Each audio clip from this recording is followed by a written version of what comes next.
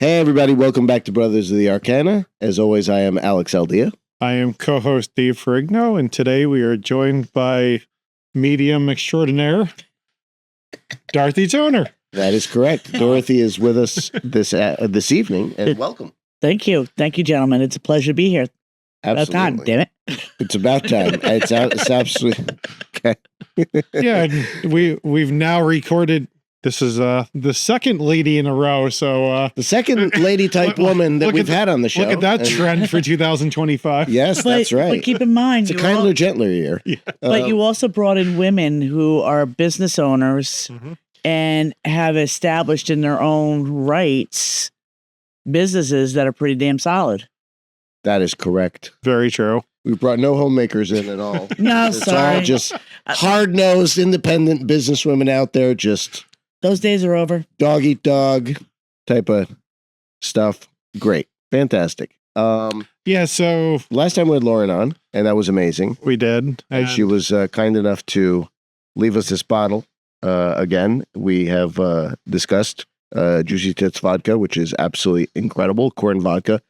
Very sweet, very easy on the palate. Easy drinking, I would say. And Dorothy has previously poured some into her coffee, so this should be an interesting show. This should go very well. This should go very, very well. She's going from medium to well done. Thank you, folks. I'll be here all night. She said when in Rome, which she might literally be in Rome. Yes, we're actually in Homedale, but apparently Rome is another... That's a whole subject matter, boys and girls. So, interestingly enough, I had met Lauren through Dorothy years ago. Right. Yeah, many moons. And Dorothy and I have done many paranormal investigations together. We're part of two different paranormal societies. One being Revolutionary Paranormal Society based in Morristown, which is ours. And then we also are collaborating with Ghost Seekers International. Across the pond. Stephen McKinley over in London or wherever he's he's London and Northern Ireland. Yeah, Stephen kind of jumps back and forth, but we've had some fun adventures and conversations with him. I've done a very, very fun hunt with him, Northern Ireland in 2020. As a matter of fact, that was one of the most interesting things. And funny enough, you did see that text message that the evidence that I produced on the 2020, somebody else got the same thing. Exactly. Okay. So let's jump right into that. It's like, we'll go head first into the shallow end. Okay, we'll start. Well, yeah, head first. Don't try that at home, folks. Yeah, don't, please. All right. So, what do you want to know? As a medium, what would you say? You know, obviously, you've had these modalities and powers over time. You know, they've enhanced and increased. Yes. Can you just give us a backstory? You know, from when you were a child through now, and just kind of take us through how it all developed and you know, how you knew you had that gift. Yeah. Well, basically, we're all born this way, but you know, as your adults shut that down. But in my particular case, it came through first when I was 7 years old, when my father's mother, the night of her funeral, came through and gave a coded message to my father. And my father, from that day forward, never shut it off. He always listened to what I had to say with everything. Then I've always been intrigued with this. In high school, you know, I had the tarot card decks, did all that. Everybody came to me for the readings. And then I took a little hiatus in my 20s. But right after I had my son at 27, that's when it really kicked into high gear. The intuition, the knowing, the seeing things. And they usually say for a woman, two very important times in your life that will create your psychic or your sensitivities to these things would be when you're giving birth to a child. And if you go through something very traumatic, like losing a parent, losing a loved one that's very, very close to you, will sometimes automatically trigger those skill sets as well. That's interesting. So it's trauma of some kind. It can be induced by trauma, yes. Now, when you said a coded message from your mom to your dad, my grandfather. First to your grandmother. Was it coded because it was something that you needed to interpret, or was the message itself coded? The message itself was a way for her to tell him that she made it up to the other side. Okay, but you had to interpret that in some way. I just told him the phrase she said. Got it. Okay. And then he looked at me, he goes, "Can you repeat that again?" And I repeated it again. And they had already made that communication. That was what was going to happen? Going to happen because apparently this was hereditary. Went from mother to son to mother. And I know my son has these kind of capabilities, but he doesn't like playing this sandbox because it does have its downside. But my father did the same thing. Talk about that a little bit. What is the downside of having the downside is you see too much. Can I say it now? Not yet. Okay. Not yet.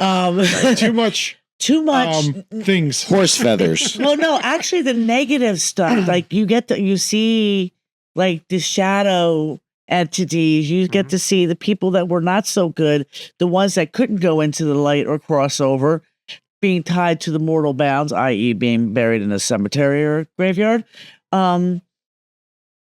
Yeah, that's kind of, that. Can we circle Carl back? Petrie started talking about that. Yes, he did. That was very interesting. Can we circle back for a second? So you mentioned children, and as you're growing up, you have those capabilities. And then as adults, you kind of tune it out or shut it off. Can you really just elaborate on that process? Sometimes the tuning it out or shutting it off is because of fear-based. Something happened to them. Perfect example. Everybody's played with the Ouija board. Wouldn't recommend it.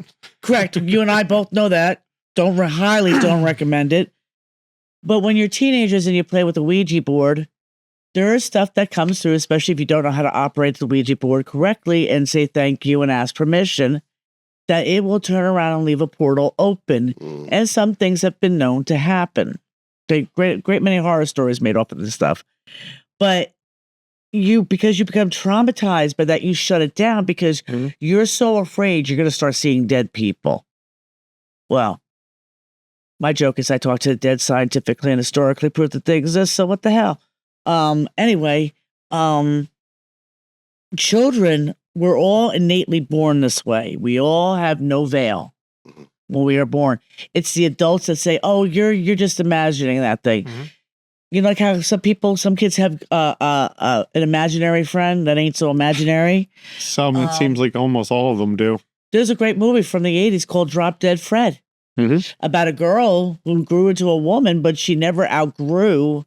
That's a Phoebe Cates movie. Yes, it is. Yeah. Yeah, it is. Yeah, I remember that. So, that. But for me, it happened in several different levels. And then the hard kicker was in 2014, I had to have a major operation, and I flatlined on the operating table for 30 seconds. Now, I now know it was because I have a heart murmur, but I didn't know it then, and that's what caused the problem. That's what the anesthesia issue came about. But that's interesting. But that time was the most amazing, possibly 30 seconds of my life. Because what I saw and who I communicated with really opened me up completely. Now, David, you've known me for 10 years now, I think, or getting close to that.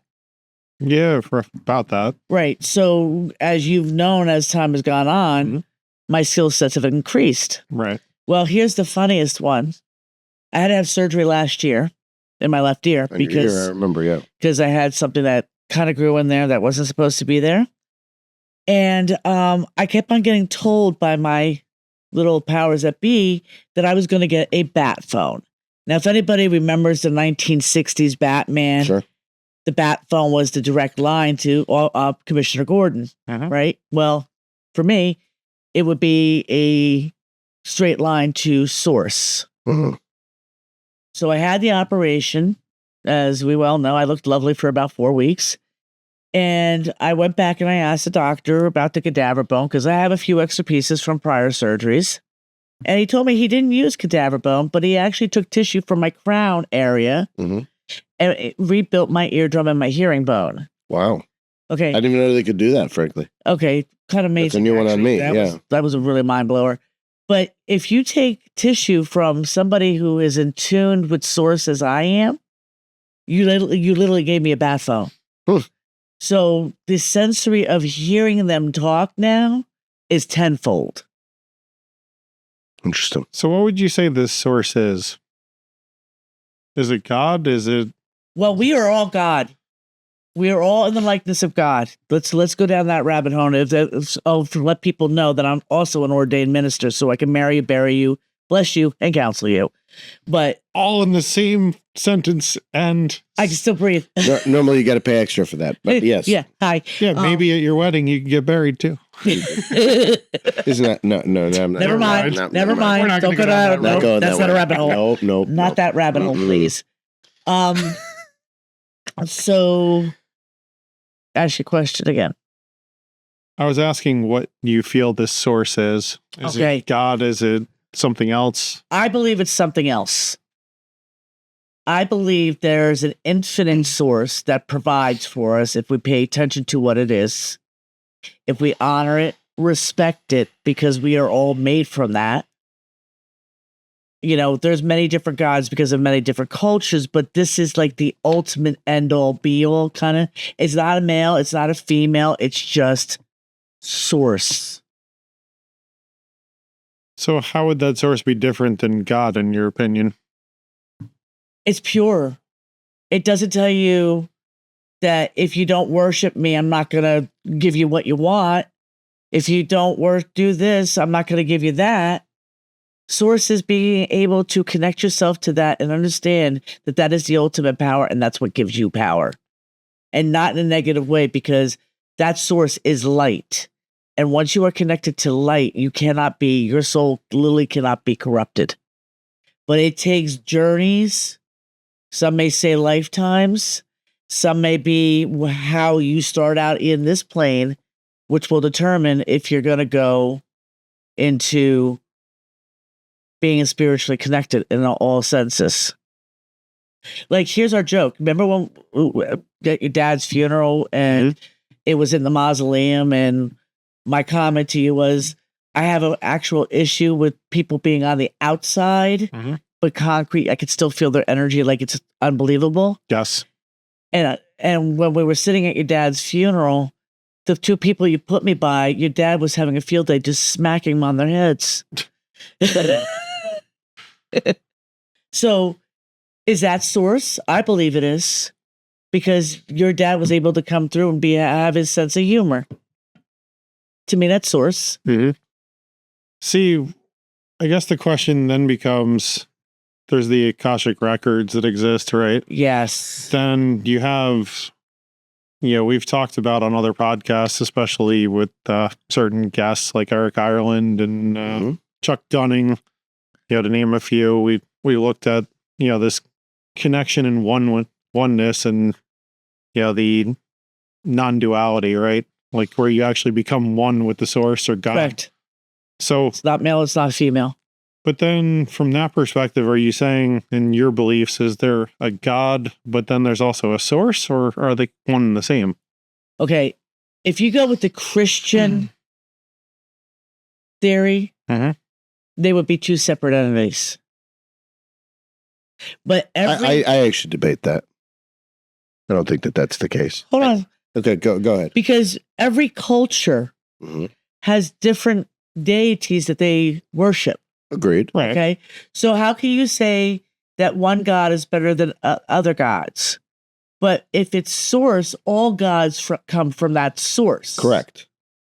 But I mean, every religion says their God's the best God, including Christianity, Catholicism. Right. Well, so let's make a distinction between the understanding of what Christianity is according to Jesus and the later bureaucracy of the church. Right. Okay.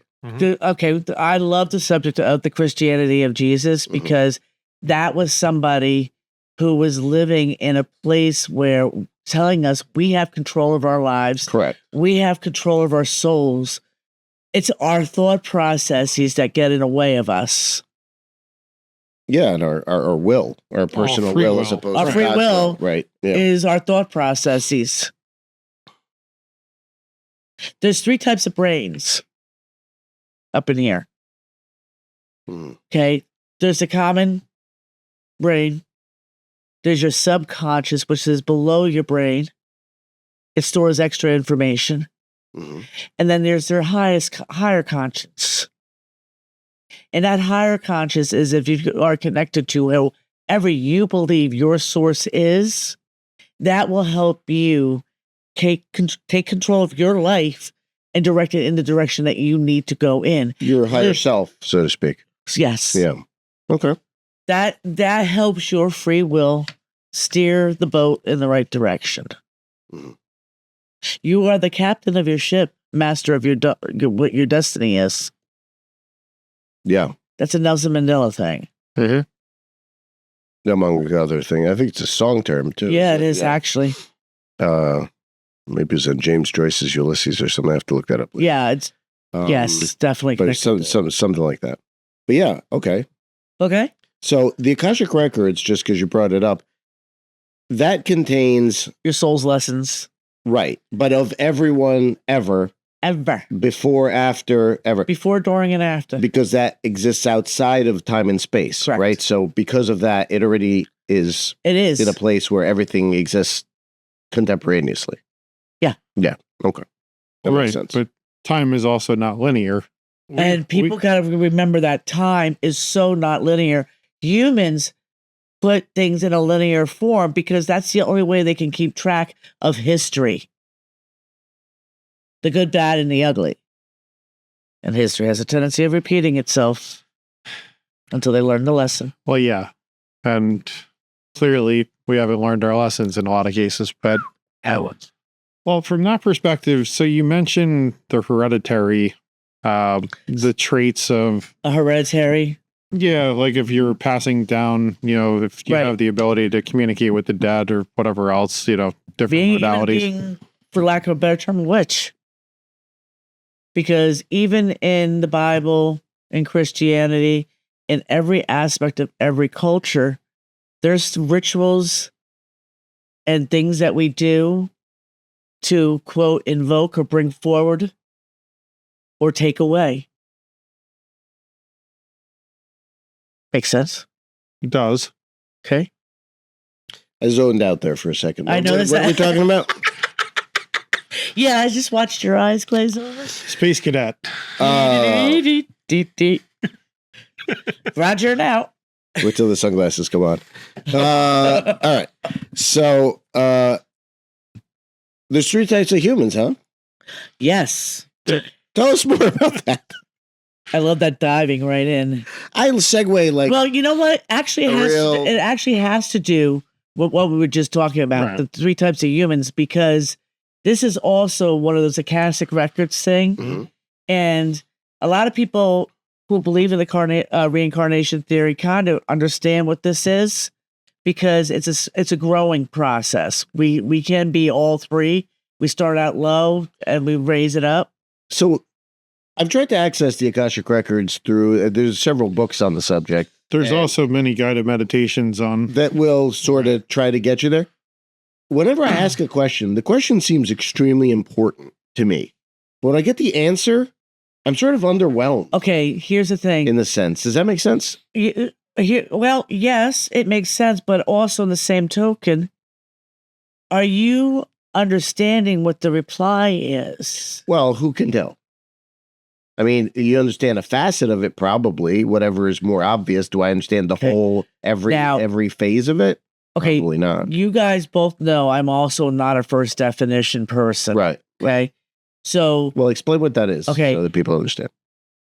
Every word in a dictionary has more than one definition: a positive, a negative, a secondary, tertiary, and that can keep going on down.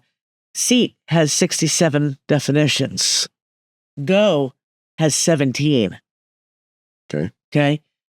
When you look at your life and you're looking at something happening, first and foremost, what starts out negatively never ends negatively. Mm. And there is a light at the end of that dark tunnel. There's a reason why you're going through that. Is normally to clear something out because it's no longer appropriate for you. Mm. There's also things that are happening to you because maybe it's, I hate to say this and people are going to scream at me, but I kind of feel that this is the case. It's not like a karmic retribution. It's a law of cause and effect. If you do something negative is going to come back to you. If you do something positive is going to come back to you. And that energy thing we'll get into in another second. But let's go into the 3 types of humans, because this is actually kind of very important to what we're discussing. All right. Okay. What's going on today in society? How many people do you see are just about themselves?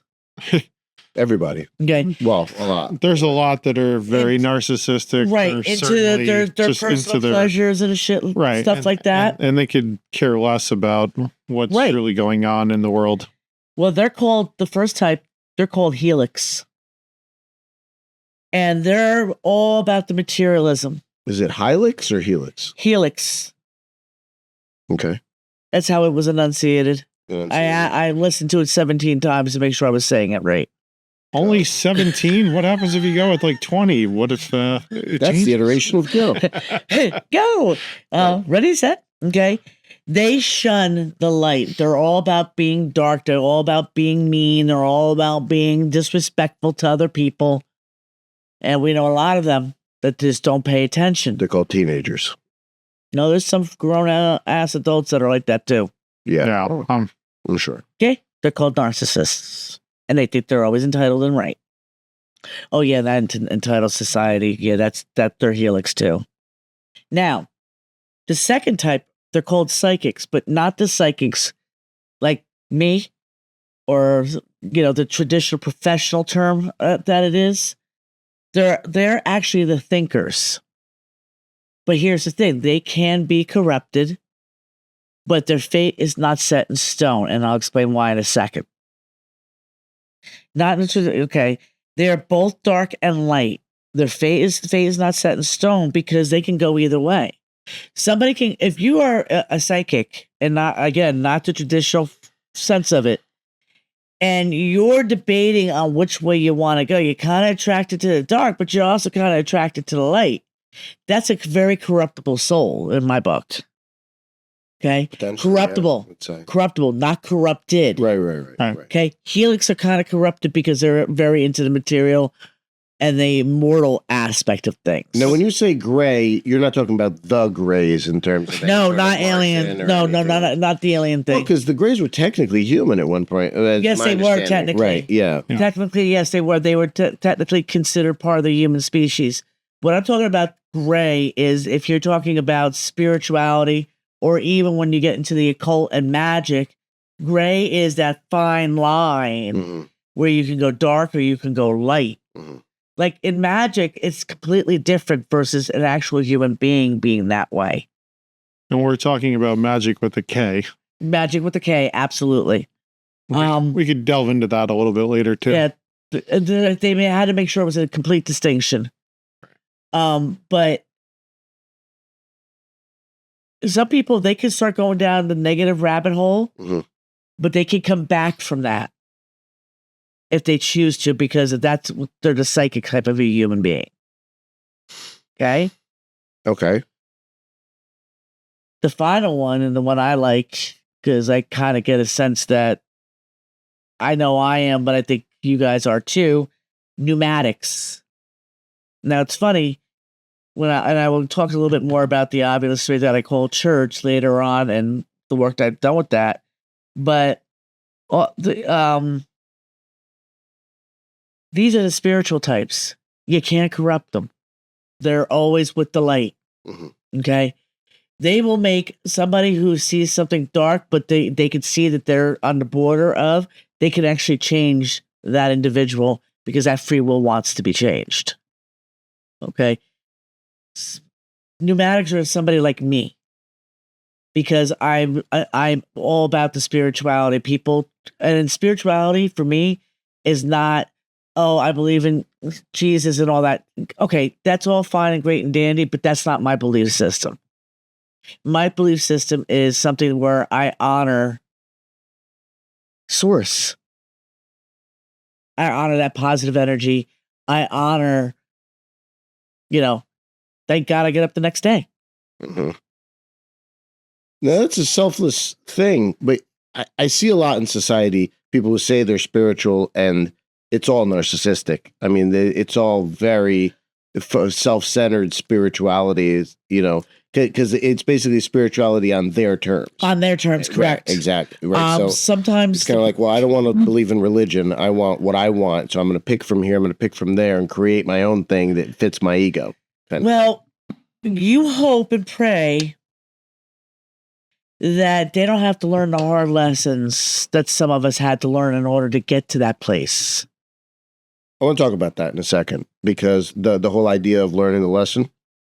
I just did a Vipassana meditation, which we're going to talk about in a different show, so I'm not going to take much time to talk about that. But one of the things the Buddha said very clearly, and I believe Christ said as well, is you kind of gotta learn the lesson. Yeah, you gotta walk the path, because you gotta take your punches. So your lessons, you can tell him until you're blue in the face.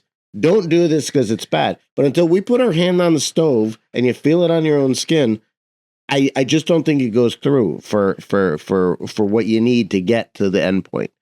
Whether that's enlightenment, salvation, what have you. So FAFO. Well, see, it's interesting you bring that up, because I feel like, how many times have you had some of your friends call you about, a relationship issue or a job issue or whatever else, and they're sitting there and it's like, you to agree with them. They want you to agree with them. It's like you could talk to them till you're blue in the face. You could sit there and say, "What are they though, or are they just?" Or is it just some lessons diluted? I mean, where's the line there? They don't want to. Tell me somebody who has gone through everything, asked for your advice, and didn't follow through, and still call you up and complain about the same damn thing. No, I believe that. Yeah. Okay. It's usually Dave. Yeah. That happens constantly. Just kidding. No, but my question is, are they doing that because they need to learn lessons, or are they doing that because they're irredeemable? Right? So that's two different things. Well, if the person that sits there and complains and complains and complains, you give them advice, but they still complain and won't take your advice, what do you think that is? But that's my point. Is it because they need to learn a lesson? No, they choose not to learn a lesson because, just like in Scent of a Woman, it's too damn hard.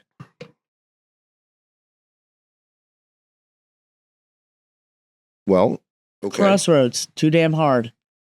Some souls, the psychics and the pneumatics, will turn around. The psychics will make a decision. Should I do this or should I not do this? Usually they'll have something inside them talking them off the ledge.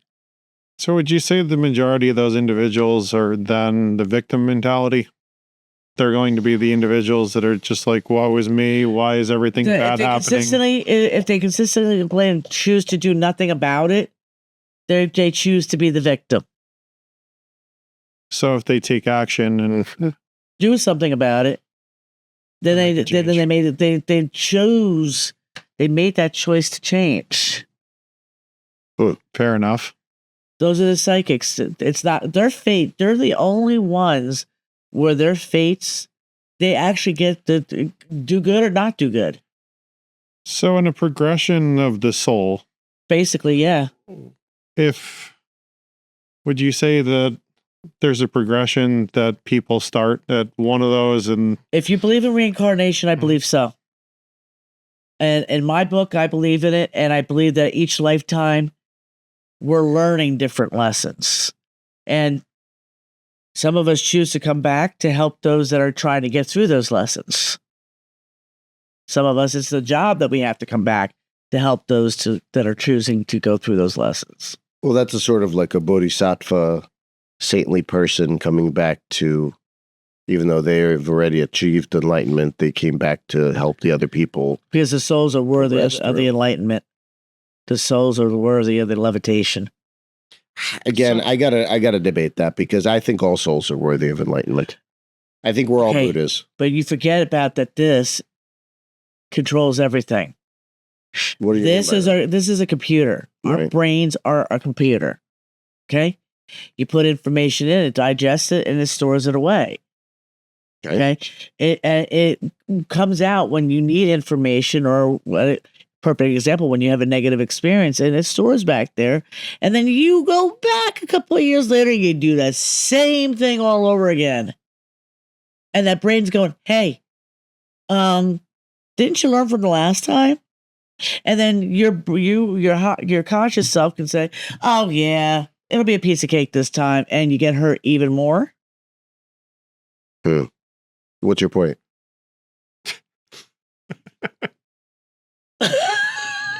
Wow. Get it? Got it? Good. Okay. So we're just going to ask questions and then our answers are going to be totally off the wall. Okay, fine. That's what you get with me. I'm seeing this. Well, yeah, but from that perspective, what would you say, you believe in reincarnation. So what would you say? Does heaven exist? Does hell exist? What about purgatory? Okay. Purgatory is a Catholic thing. Okay. And I'm going to be honest, I was baptized Catholic, married Catholic. And my belief system has completely changed because purgatory we can create ourselves here on this plane. We can also create heaven, and we can also create hell. Okay? There is a place outside of here, outside of the human meat suit. Okay, this meat suit. Mm-hmm. Okay? And that I can definitely vouch for. And what I did see was something that was nice, warm, comfortable, familiar, safe. So this place outside of the meat suit, would you say it's interdimensional? Is it within this realm? Everything's in our realm. It's how we choose to see it. We live in a matrix. We live in a simulated world. It's how you choose to see it. Well, we live in a simulated world when we're in the meat suits, if you want to put it that way. Right? Correct. What about outside of that? We don't. Well, if you achieve the spirituality, the enlightenment, you can even in the meat suit see what the truth for what it really is. I buy that. I buy that statement. I do. Okay. But when you also choose to take journeys of enlightenment, that means your soul is on its last life. It's like a cat, 9 lives. Depends on how many you want to do. So what would you say about other dimensions? Like outside of this plane that we're living in this simulation, if it were? Be more specific with your question. No, I know what you're getting at. I actually do know where he's getting at, but and dealing with the paranormal and what I, not just investigating, but also communicating. There's a whole nother space that it could be their heaven or it could be their hell. Is it an interdimensional? Yes, because they interact with in our realm. How many hauntings have you and I talked about and dealt with? And we know that the energy is on this side. It's not on the other side. Right. I guess the question is that energy mostly on another plane, but it's just crossing over into this realm? Yes. That cabin in the woods kind of thing. Yes. But also realize all this electricity and stuff like that helps keep it on this side. Gotcha. Yeah, because, I'm not saying you're not the UFO expert per se, and don't get into that too much. But I kind of actually believe in that. If you've seen some of the bugs we have, they're aliens themselves, those little suckers. Look at praying mantis. Yeah. And the jellyfish. Jellyfish are really weird.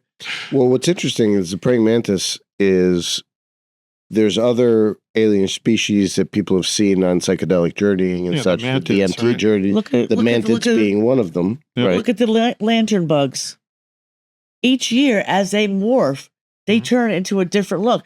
When they're little, they're hopping sideways.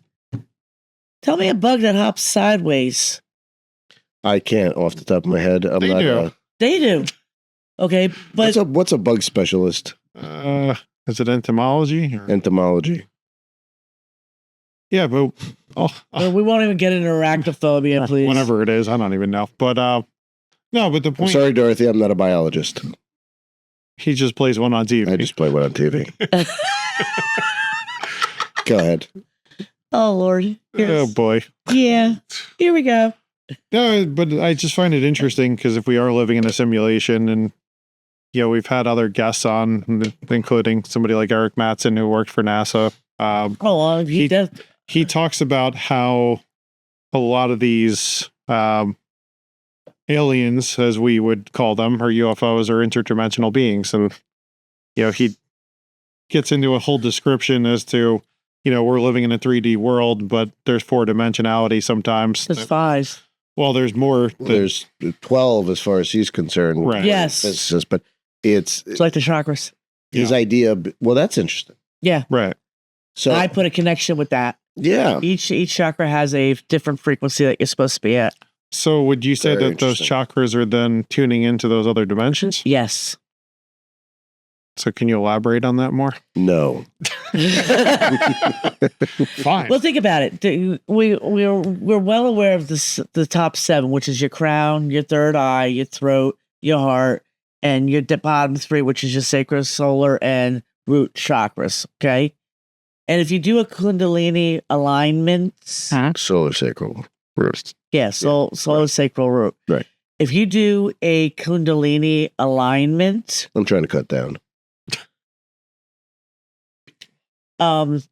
you are actually tuning in into 7 different realms. How do you do a Kundalini alignment? Best way to do is the meditations. There's online meditations. Yeah, Are there some better than others? Will you recommend any? I would recommend a couple of them. I will have to get my sources for you so you can include them. I've actually, Dorothy gave me a Kundalini meditation years ago. You still have it? Yes. That's the one. That's like the best one It's actually ever. really a Can you send that to me? Maybe we can actually put it in the link. I can put it in the link. If I remember correctly, I don't remember if it was HemiSync or one of the other ones, but it was certainly...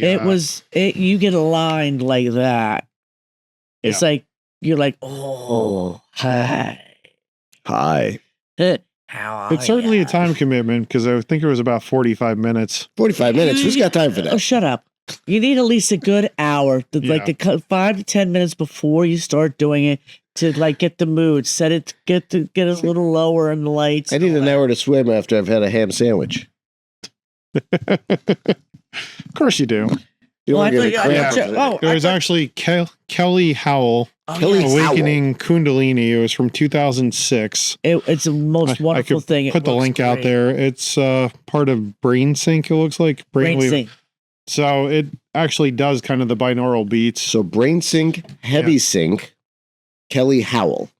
Kundalini meditation. Check it out. We could put the link Put it in the there. comments down below what you guys want. And, If you tried it, let us know. We'll be curious to see your thoughts and reactions. And in no way are we... we're not affiliated with them. We don't know Kelly. We don't know her. No, but it's been one of my trusted recommend. I recommended this a long, long time ago, and it's helped many clients get realigned. And sometimes when you do a Kundalini realignment, it will actually shake off the things that have been like clinging to you that you can't figure out, like negative energy or a thought processes that you don't understand why you can't let it go. Even sometimes it helps with cravings. Interesting. Yeah, I'm going to try it. Give it a shot because it's worth the effort. Because you feel it really. Yeah, the biggest thing is you definitely need. I would suggest wearing good headphones because you need the headphones. To go you back really and have to forth. block out the background noise. And can I wear the iPods? bone conducting headphones? You know, Actually, that would help you better. yeah, I think it would actually. But that would still, you could still hear other stuff. But when you use the bone conducting, it actually works its way through your whole entire system a little bit more effectively than just hearing the binaural beats. Because if you are like me, my hearing, I hear like a freaking cat. That's why I can hear all the paranormal stuff like gold now. But when I listen to music and even with my telephone, I have to have something bone oriented to hear. Shut up. Just shut up. Not saying anything. Moving on. Moving right along. Moving. All right. So let's go down this rabbit hole quickly. Oh, which one? We have about Look at David asking all the questions today. Oh, we're talking the paranormal. And Yes, things. that's true. That's his bailiwick. Yeah, that's that's our specialty. that's more up my realm for the most part, but not to say I don't delve into other things. But Up your realm. Yes. Go ahead.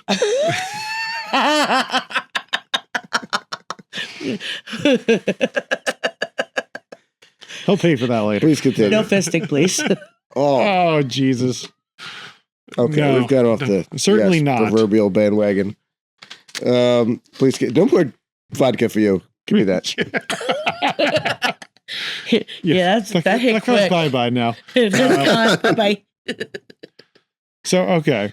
Are you of the opinion that human beings came from another planet, Yeah. another realm, whatever else? Absolutely. So, I think we all came from different planets. Did we come from Mars? Or did we come through Mars Oh, it depends. before we got here? Okay. You know how I point out the 3 different types of humans? Yeah. It depends on what your seed planet is. That whole star seed thing? Yes. I'm not sure I buy that. Okay. Men are from Mars, women are from Venus. I buy that. Then there's the Palladian sisters, which is where I keep hearing that I came from. The Palladium sisters? Yeah, there's 7 sisters. It's a Palladian. It's a little, The Pleiades. yeah. Yeah. yeah. But then there's Sirius. There's what else? Orion's, the Orion Yeah. belt Orion's- system, Orion belt, syndicate, Orion's whatever belt. it is. A lot of people think we came to, there's some of our species. came Rigel, through Aldebaran, all those other stars. Not only Ryan's belt, but they also think it came through the wormhole, What wormhole? other dimensions. Other Well, so that's galaxies. what Eric's talking about. So everybody thinks that the aliens are extraterrestrial, and he's saying they're extra dimensional. Right. Yeah, I agree more with that than extraterrestrial. Because we are all extraterrestrial. Do you buy this whole argument by Zachariah Sitchin that we came through Mars, but then we're from Meru, Nehru, or whatever that? Yeah, whatever he said it was. Well, Make. Mick. You've heard it here, folks. It's actually a system called Make. Nanu. No, it's actually a system that's called Make. Live long and prosper. That's right. And they're very familiar with the Polynesian, that kind of environment. Easter Island. So you're saying these Mick, they were responsible for the big heads on Easter Island? Yeah. Did they also create the Big Mac? Make. The Mac? The Mac. All right, okay. We're going down a rabbit hole badly. So This one's got no. So, what would you estimate was the time frame that this happened? Because there's a lot of theories out there. Like you look at the Young Adrias, about 13,000 years ago. 40,000 easy. There's also Because the archaeologists are finding some very interesting things that are definitely not from this time. no. And Definitely it's not. blowing their minds of evidence of the technologies that were all the way back then. And it was basically, and I truly believe that there was a reason why we had a reset, but it didn't work the right way. well, it seems like there's been more than one reset, Yeah. and some of our guests have theorized and posited that civilization's a hell of a lot older than what Yeah. history says it is. Eric even I go between 40 and 50,000. believes that we were around with the dinosaurs potentially. There's actual proof of that, by the way. Yeah, There's some dude riding a triceratop or something, wasn't it? yeah. There was the Ica River stones, which I don't know. People say that they were made for tourists and they carved them after the fact. It's hard to say, obviously, nowadays with AI and everything else. Like, Well, that's like saying the But- Vikings didn't make it to Minnesota. well, we know the Vikings made it to Minnesota, and we know the that Templars made the it to Templars Minnesota. made it in 1362, I think it was. Yeah. Before That's- even the Spanish. Before Columbus sailed the ocean blue. And Scott Walter actually discussed that in great detail with Great the Kensington detail with the Kensington Runestone. Runestone, yep. And, Yeah. they found Kensington, Minnesota. But, that's certainly a episode to go back. We're going and to have revisit. Scott on again, I Yeah. think, to really delve into a lot of these things in greater detail. I think that would be a cool idea. and we would like very much to have Randall Carlson on soon. Brian's also interested in having him on his podcast, so that would be something that I think would be really cool. Yeah, and I think Dorothy should sync up with Brian as well. I think I tried to make that happen, but for some reason it didn't. But I will try again. We'll chat with them. Okay, Carl Petrie. When we had him on the show, I don't know if do you know him? Look. Okay, so Carl. Joke. Oh, I didn't hear it. Moving on. Petri dish. Petri dish. Petri. The Petri dish. Yeah, the Petri dish. Or Texas. Give me that. No more vodka out of you. Drink your water. That's what makes it fun. Gotta stay hydrated. Anyway, the idea being when Carl Petrie had he was able to what? How would you call it? Like telepathically or psychically screen or view the dark. Well, he has remote view. He has viewing. He has remote viewing capabilities. Dark side of the moon. He said he got scared out of his wits at what he saw there. He will not tell us what it is.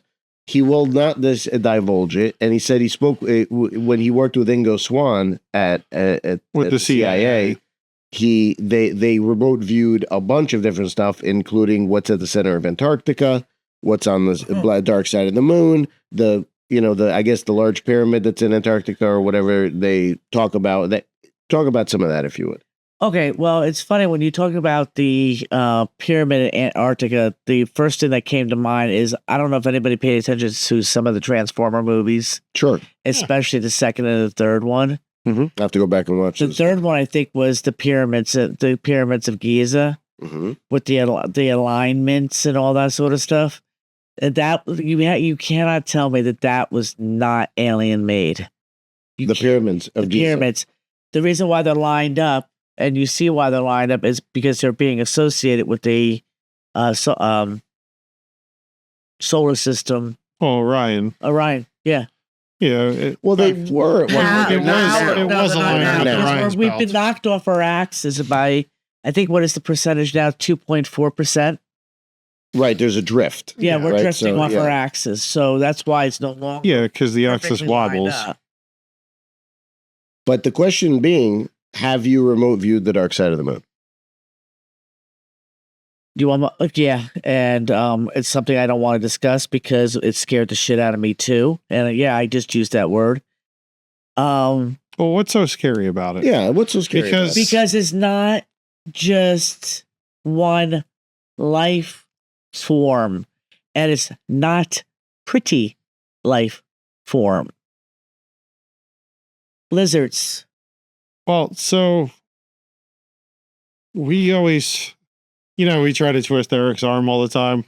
Of course, we understand he's under an NDA with NASA and everything, but from what we deduced in the last show of the year, in 2024, it sounded like the moon was kind of a portal. It is. And if you actually watched the last season of Resident Alien, the funny thing is, it shows it. They showed the moon being a portal that things were coming through. And what's Resident Alien? It's a TV show on like sci-fi or Netflix. It's actually on Netflix. Well, it's on Netflix right now, but it's from You're saying the moon's a portal to something else? How is it a portal? It has a gateway, like built in? Remember he kind of said it was like a wormhole or a portal to interdimensional. I understand that he said that, but like how physically does it manifest? In other words, it's already like there. You open a door and you walk through? It's already there.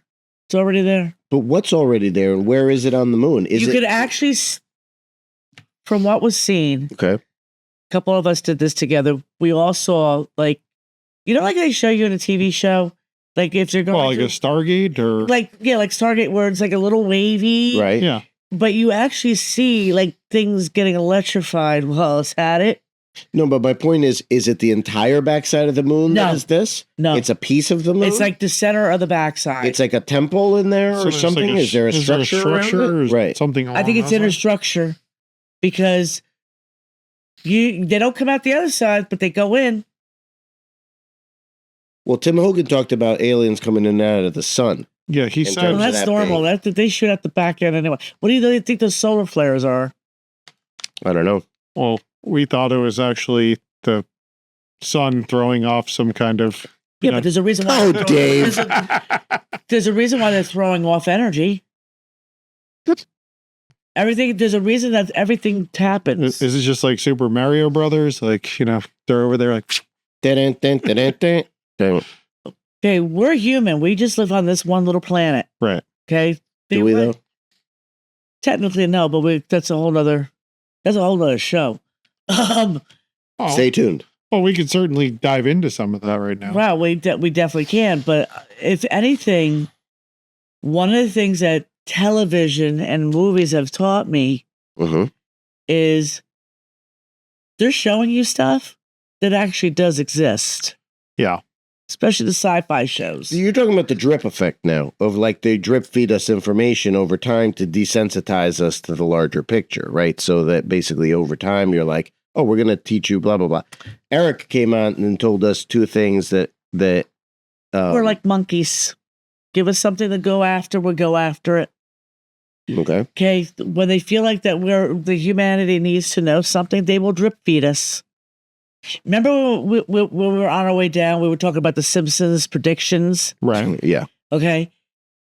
Those predictions have been done. The Simpsons has been on, 33, 34 years? Something along those lines. Yeah, and they're still running. And every year for the whole entire time, they predicted all sorts of certain things, including Queen Elizabeth's death. They got it down to the date, and they predicted it 10 years before. I guess they could use The Simpsons or many other things as a vehicle to basically... Like, Taken. Mm-hmm. Think about this movie, the movie Taken with Liam Neeson. Yeah, okay? Sure. What was the whole premise of that movie? About the trafficking. Yeah. Human trafficking. Yeah, right. Snatch and grab. Okay. What goes on nowadays? Well, it's been going on for a long time. Right, but they're trying to keep us. We as humans don't want to see the negative. We don't want to see what's really going on in our underbelly, because oh my god, that's too scary. Oh. Well, what are you getting at exactly? Hold, please. What am I getting at? Yeah, we see things in what dimension we want to see it in. I get that. Do we see the truth of what's really going on, or do we have to be drip fed, like we just said, which majority of the society does need to be drip fed? My question was, what specifically is going on in the underbelly that we don't want to see? The murders, the crimes, the violence, gangs doing what they're doing, everything. The negative aspect of humanity is the underbelly. Right, but we're talking specifically about this sort of slavery, sex slavery, right? It's not necessarily just sex slavery. Yeah, there's a lot of different trafficking, but human slavery. I think when you look at humanity as a whole, it's really kind of sad how bad people are. Yeah, and it's been going on for, I guess, as long as human history. But so, what's the best way to do it? Numb us. Yeah. Numb us so we don't see all that, and it's not so bad. But here's a question: since, like, obviously, with your capabilities as a medium and seeing demonic, negative entity, shadow people, whatever else, we know there's a heck of a lot out there. And maybe we go down that rabbit hole later. But when you remote viewed this, whatever on the moon, the portal, what were you seeing that's so scary? Because yeah, we know that there's different interdimensional beings. There's the Greys, there's the Mantis, there's the reptilians. Humans. And were those humans, would you say that they were people that were abducted? Were they dead?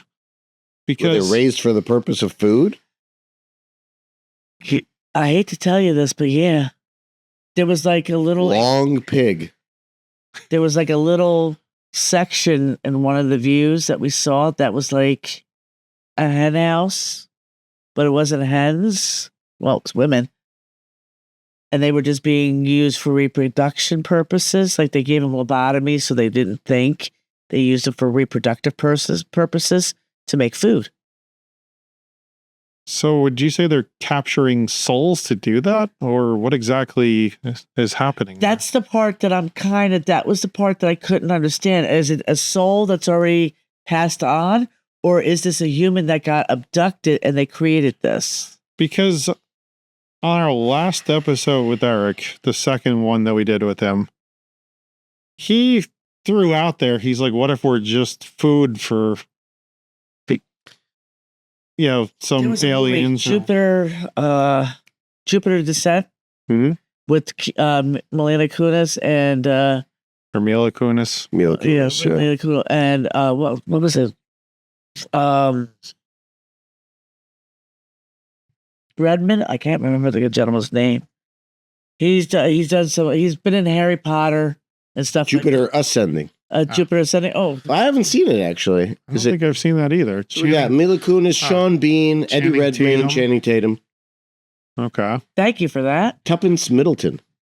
Yeah. No, we're good. Thank you, Ming. Appreciate that. Basically, they were harvesting. Ming Chen, everyone, the best producer we have. Awesome. Thanks, man. Absolutely. Come to Shared Universe and book yourself a podcast. But yeah, that they started harvesting humans and then taking and raising them for food. The females were to procreate for more food, and she basically set them free. Yeah, and here's the interesting thing. Eric said he felt the paranormal's not what we think it is. And I haven't had an opportunity to actually interview him about this yet. And when we have him back on the show. McCongdon tomorrow when he talks about his Templar, if you're going to go. Yeah, I'll be there. But I was going to say, I think, he said from what he saw with interdimensional beings, what he learned in NASA, and obviously, as Alex always alludes to, it's not like he's been kept current on all these things. Constantly alluding. Yes, you are. But, because he worked there a few years ago, so it's not like he's been kept up to speed on every development that's happened or whatever else. Look, and granted, who knows if he's gotten real information, if he's been fed other stuff just to see if he divulges that and, breaks an NDA or whatever else. It's hard to say, right? Here's my one problem with some of the stuff that Eric says, and we're friends, and I have said this to him. He was an intern at that point. Right. So interns are like mushrooms where you keep them in the dark and you feed them poop, basically. I mean, it's not exactly like he was at the top of the food chain in terms of what information. So he happened upon that information by accident. He happened to be in the right room at the right time. Right. So he signed this NDA, so he heard some stuff that scared the crap out of him. Okay. But that doesn't mean that stuff remains the same. It was told to him in one moment in time about what happened, and then now that could have changed, that could have been updated, that could have, materially altered in some way. He's not aware of it because he's not kept in the loop with what's happening currently. Right. Obviously the drip feeding and stuff like that. He was able to tell us some interesting stuff, like that some of the other aliens are silicon based and not carbon based, and that they have triple helixes and not double helixes in terms of their DNA, which I thought was very interesting. And a bunch of other stuff that we covered anyway, but we're getting too far afield on that front. Let's go back to the paranormal, where he thinks it's different. Well, yeah. So, I don't know if it's different. Well, he feels is different, but I don't know if it is. See, for me, I'm gonna kind of, because I've flatlined, so I've been dead. So that was the whole thing, that I could be on both planes at the same time. Right. Well, you've also reincarnated many times. So you've been dead in the scheme of things. So for somebody who's paid attention to her journey and her experiences and so on and so forth, paranormal, if somebody has a negative thought, they're going to make that energy kind of mean. We're all surrounded by energy. We all create it. What is Reiki? Reiki's energy. Right. What is pranic healing? Pranic healing is using your energy. So energy can be manipulated. And and even the dead can manipulate their own energy. Okay. So to that end, well, what I was going to say is, would you say that the majority of paranormal are souls that have passed on? If we get into shadow people, there's a whole couple realms of that one. And I think actually our buddy Stephen McKinley learned this when we were doing our investigation at Bottom Marguerite Friary. Mm-hmm. He couldn't understand why he felt being slapped. And one of the things I was asking permission, but I was asking permission telepathically, as some would see it, but I was actually communicating. Do you mind if I come in? And I got a yes answer. Oh, yes, my lad. Don't let him in because he's an idiot. They're like, oh, okay. We love Steven. He's not an idiot. He's not an idiot. He's a great guy. He's fun to work with too. So in my head, I was not privy to this stuff that you guys are talking about. But yeah.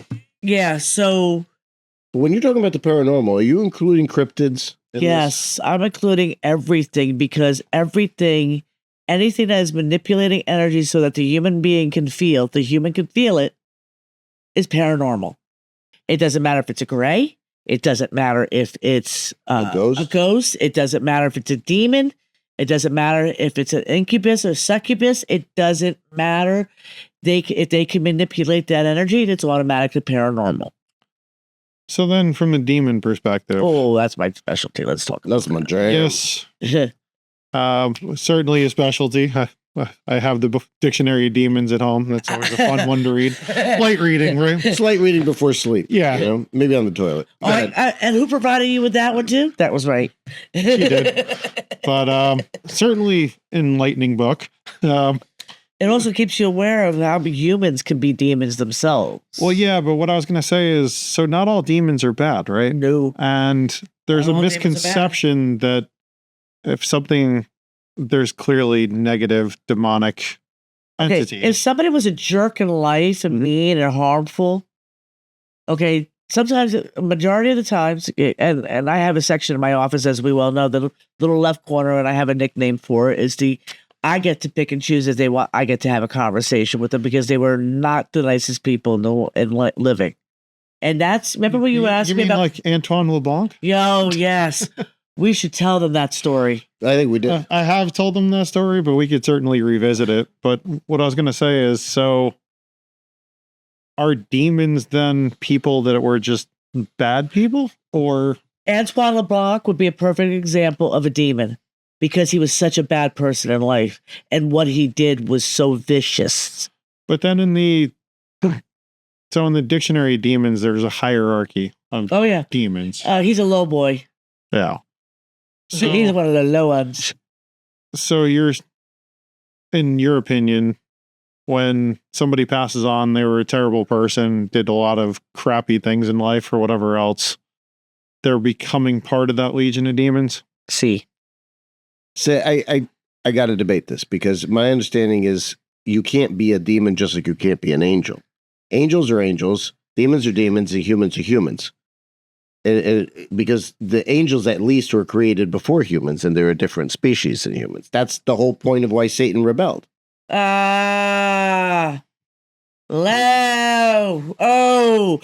is where you are wrong. Oh, little boy blue. He needed the money. Okay, go ahead. Satan rebelled? No. God got pissed because God sent their mother and lied to Lucifer first, not Satan, lied to Lucifer first and made Lucifer go down to earth to make his mother accountable while she was locked in the hell jail. Okay? Satan. Wait, whose mother? God. Wife, Lucifer's, St. Michael, all those lovely archangels. Right. God had a wife. All right. God had a wife. So named what? So let's back up. Back the train up. Let's go way back. Let's go back. So, what year did they get married exactly? Who was at the wedding? Any celebrities? Well, okay, yeah, hello. Got married at Ashton Farms. With the reception for 1,000. Yeah. Okay, because this is. I mean, you're testifying as if this is common knowledge, and it's not. So we have no, to it's not common knowledge. To say, let's go back to this hierarchy of heaven, God's wife, all that.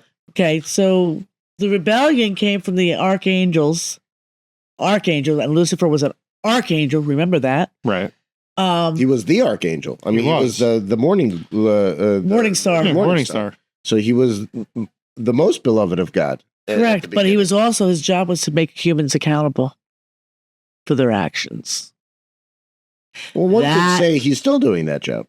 Technically, yes, because on this plane, a human being can choose to walk into spirituality and walk into the light and be of light, or that's usually the psychics I'm talking about, that level, or they could choose to be dumbasses and just ruin their lives, and they get to be made accountable for their actions.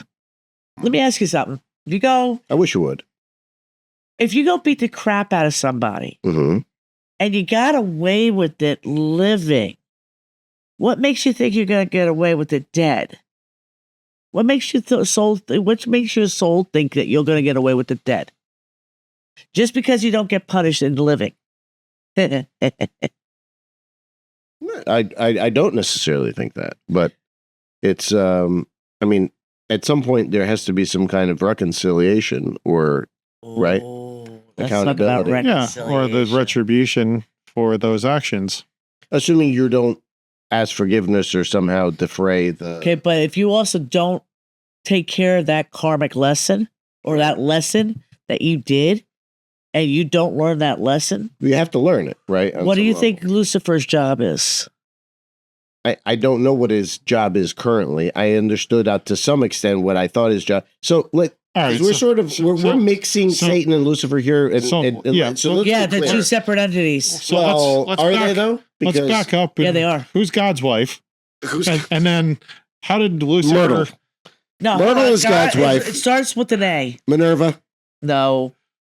A. They're Canadian. Hold on a second. Annabelle.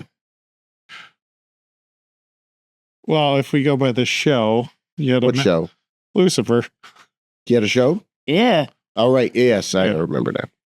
No, my understanding is Lucifer was not a name of an entity, but a job. Being the morning, the light of the morning, or the morning star, was Lucifer. And actually, in Romanian, the morning star is called Luceafărul, which is that's the name of the morning star. There's certain other traditions that say that now someone else has taken over that job, and Satan no longer is. Once he was not Satan, Lucifer. Well, Satan is apparently, my understanding is his angelic name was Satanael. Ashira? Different from Lucifer. Lucifer's was Samael. Ashira. Yeah, Ashira. Ashira? Yahweh and his Ashira. Is that where the Elohim idea comes from? Yes. Elohim being plural for gods. Yes. Right? So, gods. Because technically Satan is also a god. Well, who said that? Christianity. Well, they don't put him on that level. Really? Really? Read. Read what? Read. What? Read the Bible for its truths. Old Testament's fun to look at because that's where you see things being directed by human beings who don't know how to interpret. So, well, all right. So then, is the Old Testament the Word of God? My personal opinion, no. So then what is it? It is the word of somebody who didn't know how to translate what was originally written and spoken of. And where did that originate from? Okay. Well, if we go with the science theory of how humanity was created, okay, organisms, how do you think we all got here? From other planets, asteroids and shit? Yeah. Okay. And then there's some sort of an evolution period. Correct. Right? Or was it the Anunnaki?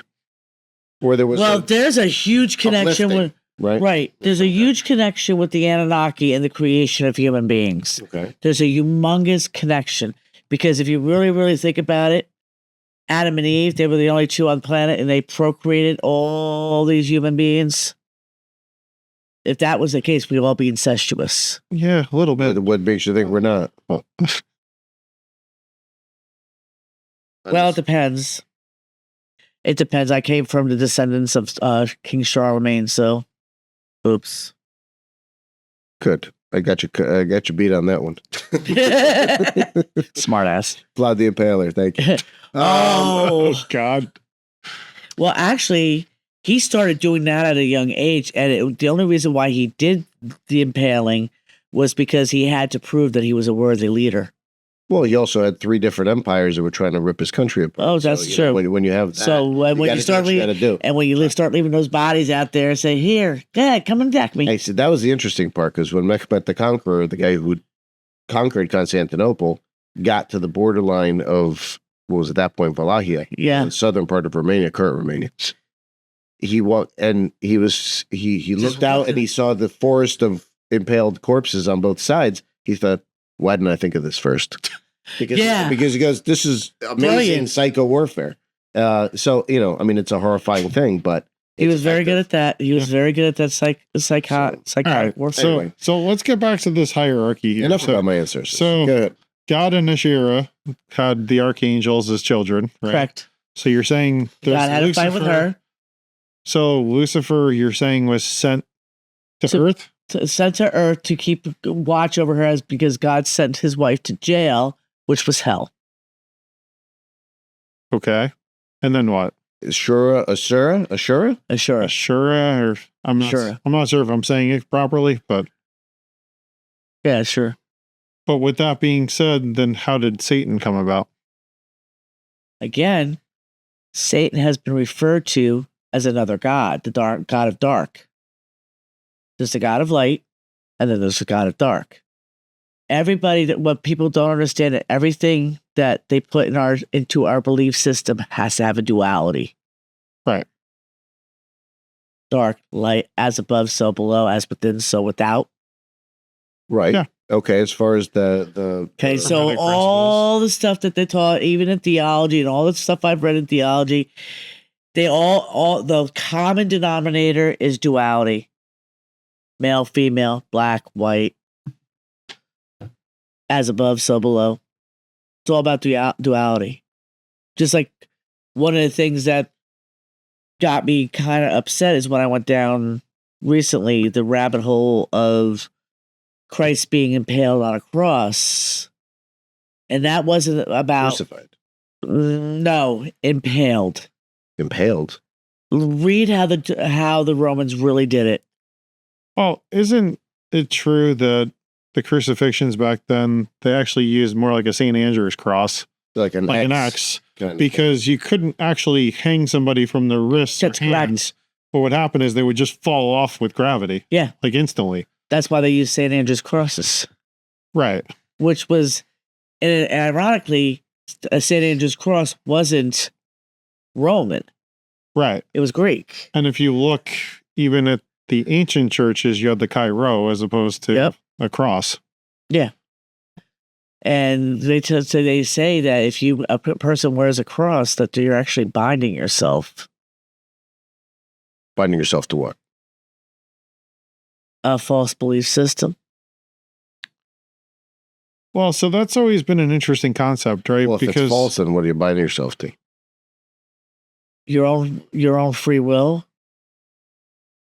You're saying you're negating your own free will. Correct. Okay. That's interesting. You're sacrificing your own free will. Well, so that's always been an argument too. If you have a cross or whatever else, isn't that technically an idol? Technically, yes. That you're not supposed to idolize? Well, that's where the whole idea of the piscus idea of the original Christian symbol of the fish Right. comes up, because that being this is an as above, so below yes. idea, hermetic principle. I think it's much more indicative than the cross, that's and much more in tune with metaphysics than the more modern understanding of that. To some extent, people criticize Christianity for being a sort of a death-worshipping cult kind of thing, because they make it all about the crucifixion. The crucifixion on some level was always bound to happen, because he knew he was going to die that way for whatever purpose, and that's potentially debatable, whether it was to save all of us from original sin or whatever it was that he was going to give us a new lease on existence. break us away from the demiurgic idea that I'm sure you're going to talk about of who wrote the original, Old Testament kind of thing. Yeah, the Old Testament. Yes, that's the whole thing. But it's also interesting. By the way, I'm not saying I buy any of this. I'm saying we're going to debate it and we're going to talk about it. But go ahead. What I've been finding very interesting about that whole topic in and of itself, and as I go down, learning more about the Gospel of Mary Magdalene, the Gospel of Thomas, all the other things that they intentionally exclude out of the Bible, which has been rewritten so many times in translation versus interpretation. But the one thing I pay attention to is the Old Testament. If you really go down this rabbit hole and you pay attention to, you're not to honor any other God because I am a jealous God. Right. That kind of how no other gods before me. Right. But that also is a very vain individual. And if we are supposed to believe in light and that higher self, why would that be a vain individual? Well, vain individual is if you're thinking out of it in human sense. Well, yes. But again, I'm not first definition. Right. When I explain this as a vain entity, okay, Satan was a vain entity. It was about him. Okay, everything has a duality, dark and light. You can't have the light without the dark. Okay, so the Bible technically is a dark and light example. In the beginning, there was house music. No, in the beginning, we were created by a bunch of asteroids being smacked together, and woof, here we are.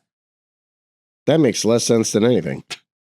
What do you mean? Two asteroids smack together and all of a sudden they create life? No, I'm talking about the planets. Oh. I'm going from the beginning, okay? It took them 7 days? Really? No, it didn't take you 7 days to make that.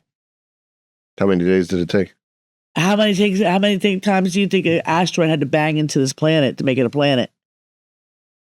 How many times that Big Bang explosions had to go down? I feel like we're talking about a lot of forced sex references.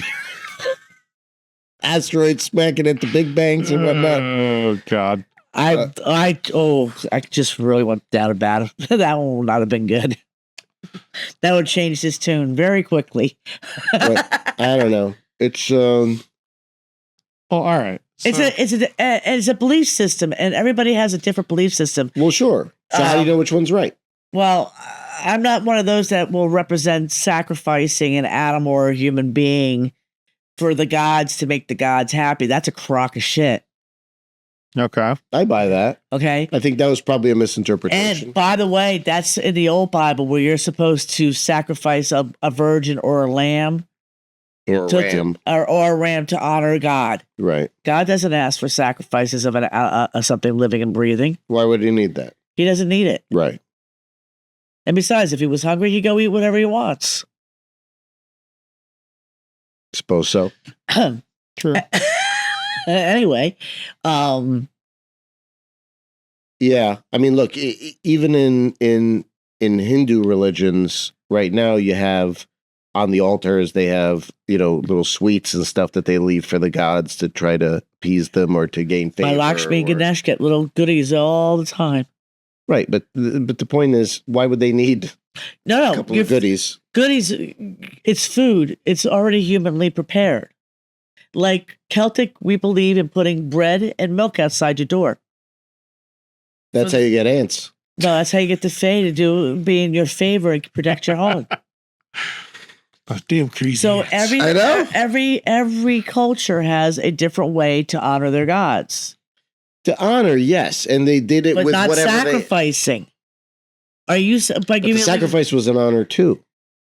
In fact, in the Dacian culture with Zalmoxis, which was the first, I would say, monotheistic religion in Europe, they had games, much like the Mayans had the game, yes. the ball games. Yeah. Well, they had a series of games, almost like an Olympics, horse races, archery, all kinds of other stuff, and then the best one. The one who won the games, who was the best warrior, the finest warrior, he would be sacrificed as an honor to the gods. With the Mayans, I think it was the losing team that got sacrificed. Yeah, it was the losing team that got sacrificed. So, but the question is, the point is that sacrifice is still to honor the gods, right? So that's to show their devotion to those gods. I would say that's an honor. But that was also a civilization that was a long, long time ago. As humanity, we evolved. And as humanity, we go, oh, this is right and this is wrong. We could do this, but we can't do that. Well, but do religions evolve? I mean, I suppose they do. Some people don't want to admit that. Some religions do evolve, and some are steadfast in staying in their old ways. No, I'm saying irrespective of whether they want to evolve or not. I think they won't evolve. They don't want to evolve because that keeps control and discipline. Well, some religions are used as for control and discipline. All religions are used for control and discipline. But it depends on what control and discipline are we talking about. It doesn't matter. It's still control and discipline, whatever it is. I mean, whatever the motivation might be, you're still trying to control and or discipline someone to do something that you want them to do. The manipulation is there regardless, right? Am I wrong? No. What say you, Beardy? I say you're not wrong. Thank you. I appreciate that. I do believe that it's indoctrination. It's certainly a control mechanism, and doesn't necessarily make it bad, by the way, because the manipulation doesn't make it good either. No, right? It doesn't. It doesn't, because some people, again, mentally, and it has to do, like if we go back to earlier in the podcast where we talked about 3 different types of human beings. Yes, some people hold on to Christianity or being a good Christian to hide all the crappy stuff that they do. Right. Yes. But then there are people who understand what that's about, but they needed to keep themselves disciplined. I recently ran into a guy who's an atheist. That's even a religion. Oh, without doubt. Yeah. But they'll never admit that. They will never admit it. Never admit it. Jehovah's Witnesses is a religion. Interesting. Well, they'll admit that, I think. Oh, yeah, in a heartbeat. But the larger idea is, you had, and this goes back to, for instance, Crime and Punishment, Dostoevsky, where we had Raskolnikov, who was a guy who was a I'm sorry, I'm talking about the brothers Karamazov, also Dostoevsky. One of which is a very religious guy, the other of which is an atheist, and the third guy is sort of an in the middle. There's a fourth brother, but that's getting into a different story. The idea is how Ivan, who's the atheist, talks about how he's a very moral person, even though he doesn't believe in a god, and there's very amoral or immoral people who are, and those are 2 different things, but who say that they're God-fearing, who do the rituals of whatever a church says, but have no God in their heart, and still do bad things, and then cloak themselves in this sort of religiosity. In hypocrisy. Well, certainly. Yeah, certainly hypocrisy. Certainly. So what do you think about that there? What say you? What say you? What posit you? It's interesting because if you do something that's bad to somebody, is that a sin? If you do something that's bad to somebody, is that a sin? Now, and hold on a second. The atheist thought process. Hold on. Go ahead. Okay. The atheist thought processes. Mm-hmm. Okay. Is it a sin? Oh, I hurt somebody. Okay. Well, he doesn't morality. Consider, okay, but he doesn't consider sin. Sin is a religious term. If you're an atheist, you don't consider religious things as being part of your decision-making process, right? Even though it is true a religion, but they would be looking at morality. But not as a sin. Correct, but I still think they would have I can't speak for atheists per se, but I think they would have some kind of semblance of right or wrong. Without doubt, but not as a sin. Right. Okay, so that's why I asked the question. Mm-hmm. Because morality, religion utilizes morality to manipulate. Yes. I think we covered that. But with the atheists, They don't use morality to manipulate. It's a very clear the right or the wrong. Mm-hmm. And there's that little line of gray. And they're okay with that little line of gray. Okay. Okay? They're not being told you're wrong, you're wrong, you're wrong, you're wrong. That's a sin, that's a sin, that's a sin. Because there's no such thing as sin. It's what we choose to do. It's our free will on what we choose to do. That's a left-hand path argument, my friend. Do what thou wilt is the whole of the law. Not buying it. Not buying it. It's in the Bible. In the Old Testament. Eye for an eye. Right. That's within the construct of a legalistic system. So there's still strictures on what you can and can't do. Correct. Well, so no. but correct. But how can somebody say within the confines of law, Mm-hmm. how can they say to somebody say that because that person doesn't practice a religion is a sin?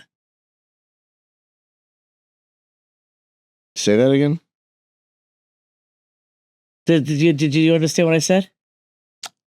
I think so. Okay. Do you want to I don't think interpret? you did. Give it a shot. My interpretation is that even though if you're outside the confines of religion, there's still that concept of right and wrong. So it therefore is almost a sin. And it's just a different definition. It's not the same. You're not defining it. It's like, obviously from a religious perspective, you would say it's a sin, but it's still just right or wrong either way. Well, it is right or wrong either way. But the larger point is, how does that tie into it being this whole do what you want, do whatever you want, because it's just a will-based argument. Because It's the whole concept of free will. Well, right. So yes, you have free will to do whatever you want. right. Fair enough. Okay, fair enough. So if you have free will to do whatever you want, why is it a sin? Well, should you do whatever you want? That's the question. You have the will to do it, but should you do it? There you go. Yeah. But who has the right to determine if it's a sin or not? That's a great question. The atheist would say only he has the right to determine that. Okay. And the religious person would say God has the right to determine that. Exactly. Yeah, you got it. Well, there you go. Because things can be seen in different perspectives. Doesn't matter if you're a religious person, a logical person, or a spiritual person. Well, it sort of does, though, because they're not equal. Are they? Well, to her point, I think it's just the perception of it. So I'm talking about perception. whether it's equal or not, that's debatable. It's just a matter of That's a whole other subject matter. It's the personal interpretation and the Yeah. free will of that individual that perceives it that way. Cool. One thing I did want to get into, and circling back a little bit.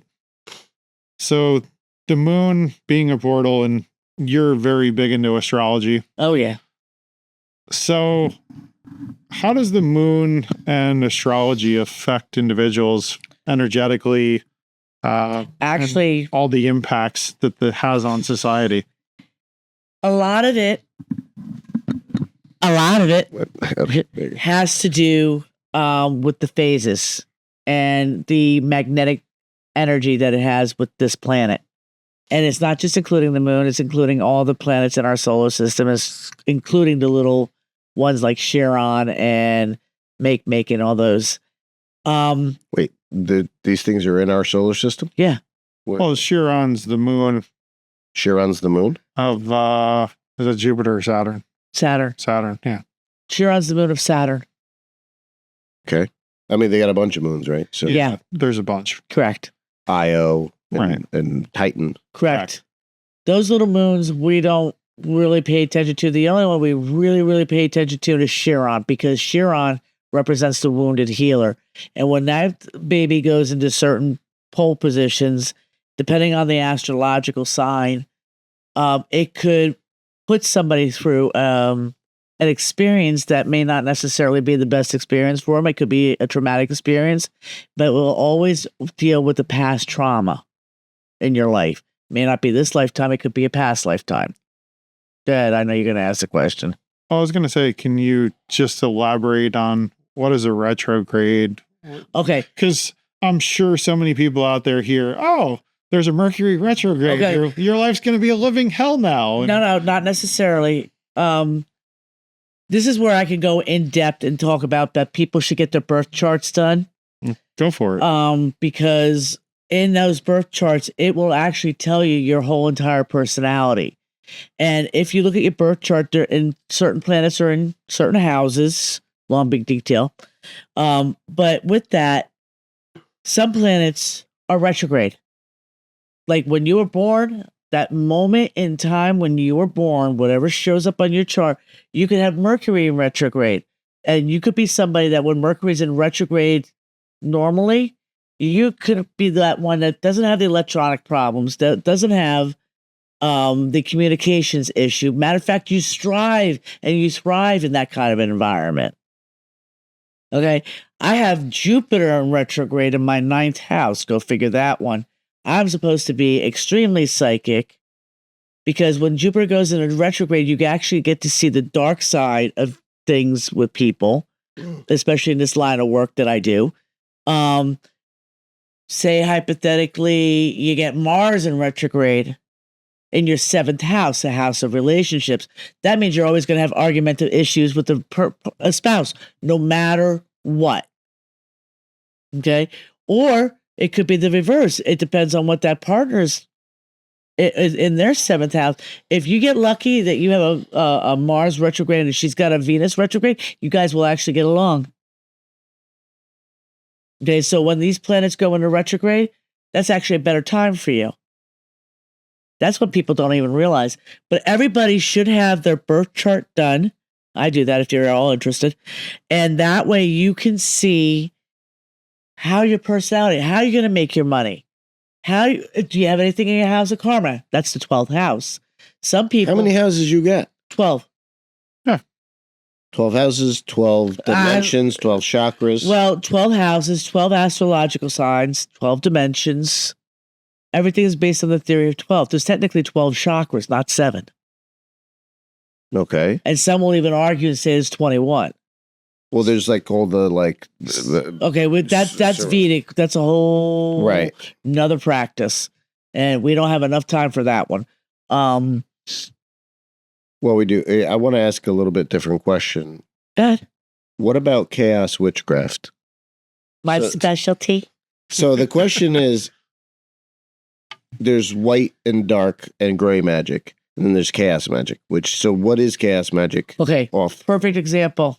I kind of actually ties into astrology. Okay. Especially for me. There's certain planets that are very conducive to helping us magically. Mm-hmm. Like we want Jupiter to be in a positive mode and we need it to be in a certain sign in order for us to gain what we need to gain.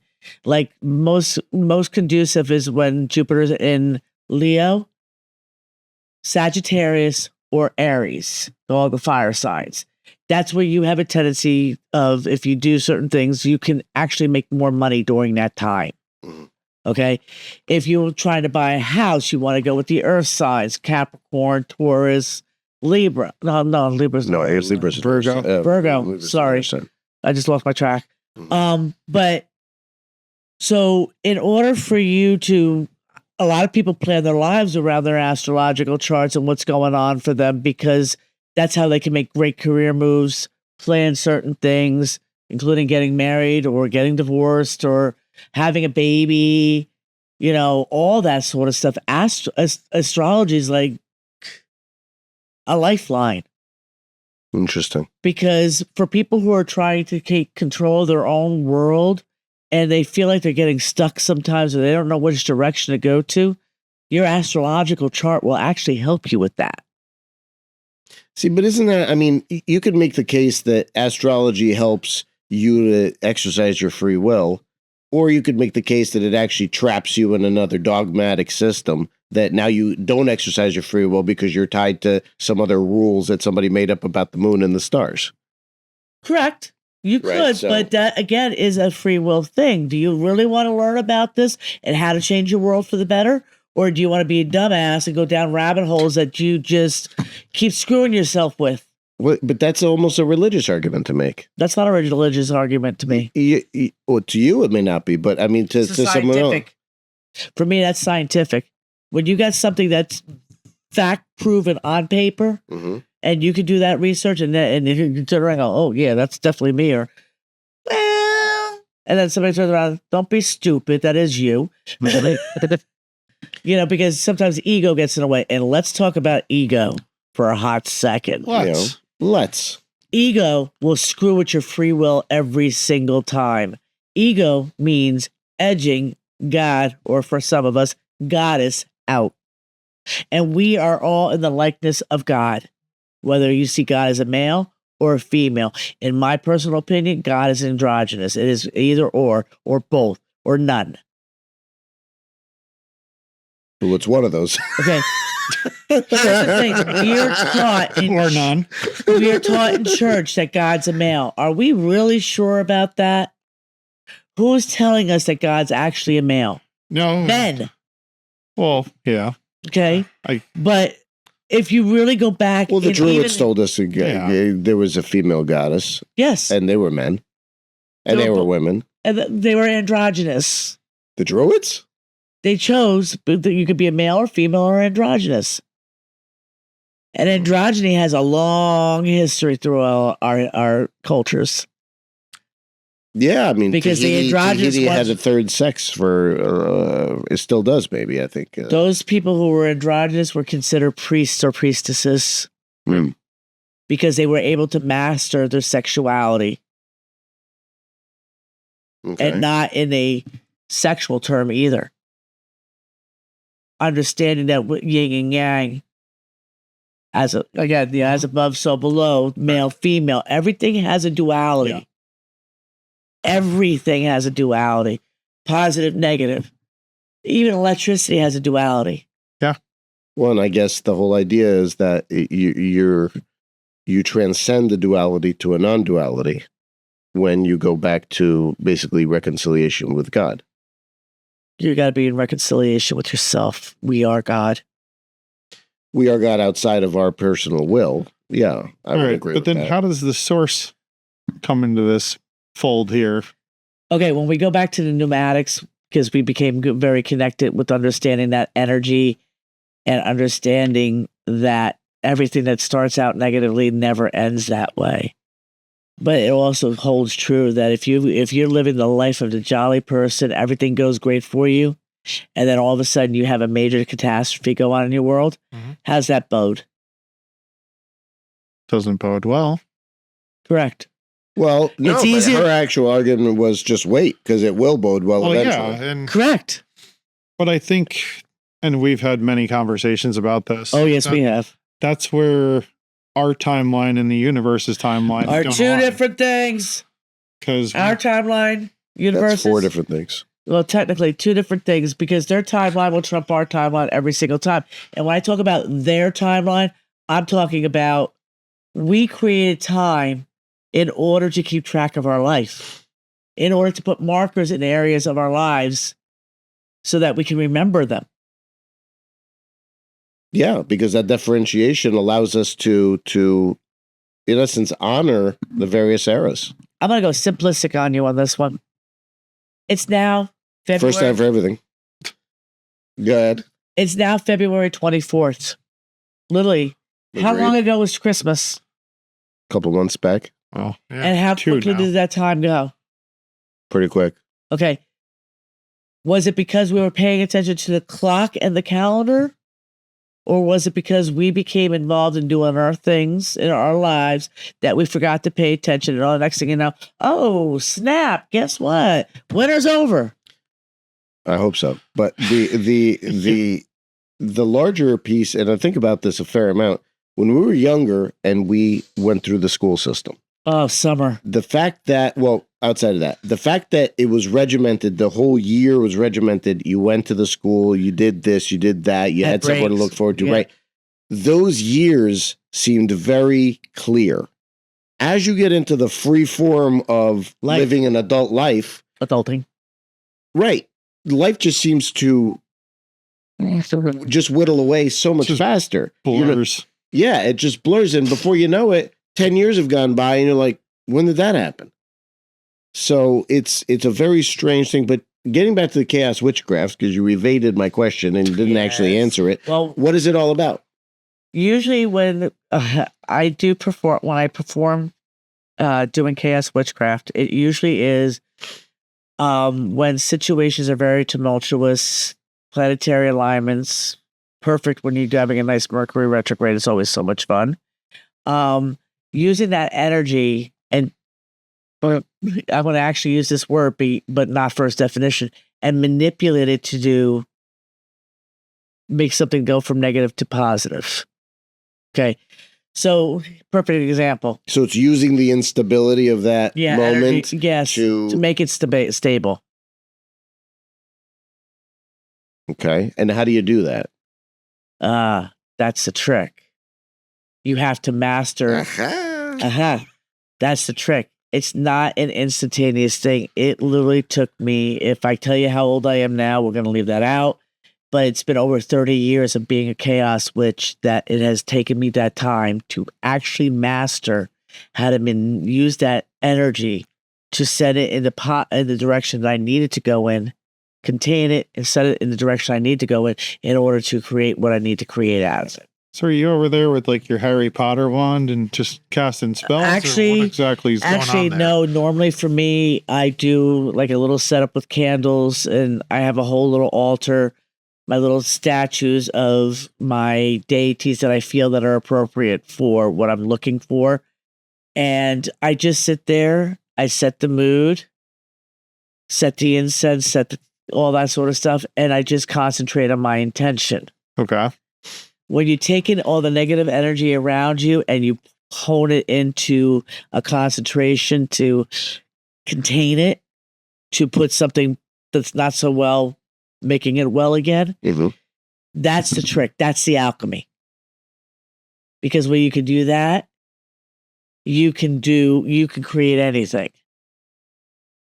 I suppose, but and it also can calm your mind down. But how do you? I mean, do you use herbs? Do you use tarot for that? Do you use herbs? Do you? It depends on what I need. Ceremonial magic. I mean, what do you? It depends on what the situation is, but normally for me, I set up a whole altar. That's the first thing. Clean the area, set the altar up, use the appropriate color correspondence that I need for the particular project. Okay. And color correspondence, like see if I need to bring in more income, I would use green, brown, or gold. If I need to make my sensories much more clear, purple or silver. Love would be red? No, actually, love would not be red. Love would be pink. Pink. Because you want long term. If you want lust and quickness, red will do it, but it'll be done before you even just realize you had it. Those rocks banging away. Just a bunch of asteroids. Asteroids. So, if you need something to come to fruition, like a project you're working on, you would actually use an orange candle or an orange cloth. So for me, my chaos magic involves correspondent colors, candles, herbs, my little statues. I have a book of shadows that has some very interesting incantations in there that usually through trial and error, it works.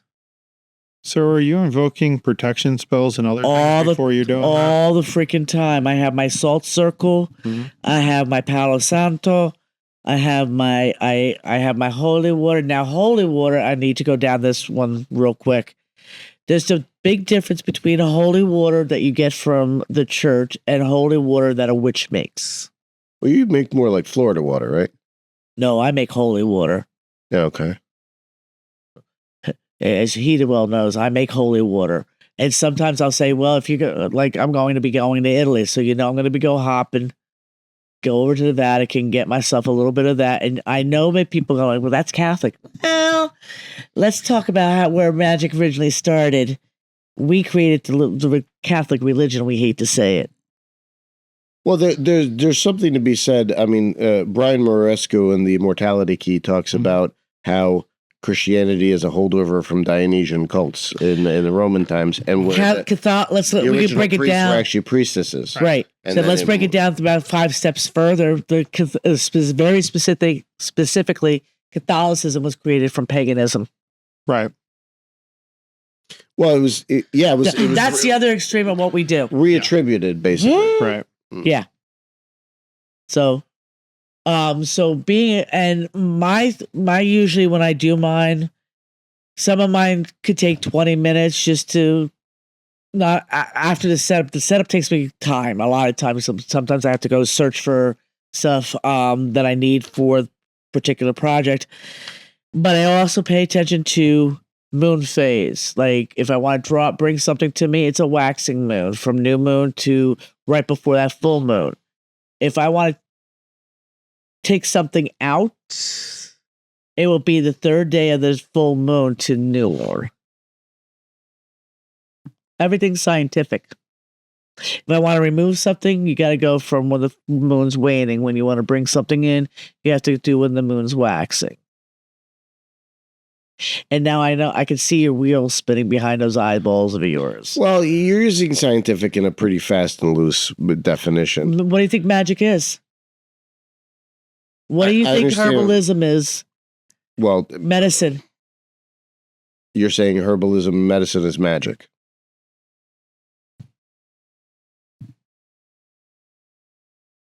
Yeah, maybe. Because that existed before doctors did. Well, sure. Well, yeah, and I think there's so many holistic remedies that have been suppressed. Yeah, obviously the pharmaceutical industries wanted to make their money, and it's all about capitalism. But one could argue that the Earth's provided all the remedies that we ever needed. Correct. Yeah, one could certainly argue that. I'm actually talking to a witch that's over in England, and I'm learning more about herbology. Yeah. And medicinal plants. So, to that point, what about, psychedelics, other types of things with herbs? Oh. Okay, so this is an interesting topic because the psychedelics, that's going to open the subject up of DMT. Okay. Okay. I myself am a 420 participant, but it's also for the medicinal because I have the broken spine. But one of the things I learned that it not only does it calm me down, but it also helps me read better. Which is a big deal. And when you can calm yourself down and be able to focus like that, it creates something that can be of a very enlightening and a spiritual experience. One of the things that with psychedelics is, again, you have to use caution when you play with these things and do them supervised. Yes, we are grown-ass adults, but I also recommend that people do things supervised, especially if it's your first time around. The ayahuasca experience, that is, you do not do by yourself, because that takes you down a whole rabbit hole that could actually mentally screw you up. Okay, mushrooms are the same way. We got to be very careful, especially if you're dealing with any type of mental. It's always important to have a minder, somebody that could be there for you in case, even if you need water or anything exactly. like that. If you now we advocate that, but like if you're gonna do it, you should do it in a smart way. Do it in a supervised environment. Do we? I mean, we have a couple of minutes left. You want to talk about the Ovilus? David and I, when I first discovered this, it was 2010. And thank you, Ghost Adventurers. Zach Brannon, or whatever his name is, cutie boy. They had a guy invent these toys, and I have about 6 of these Diabolus 3s. You're not going to see the words because I've dropped every one of them.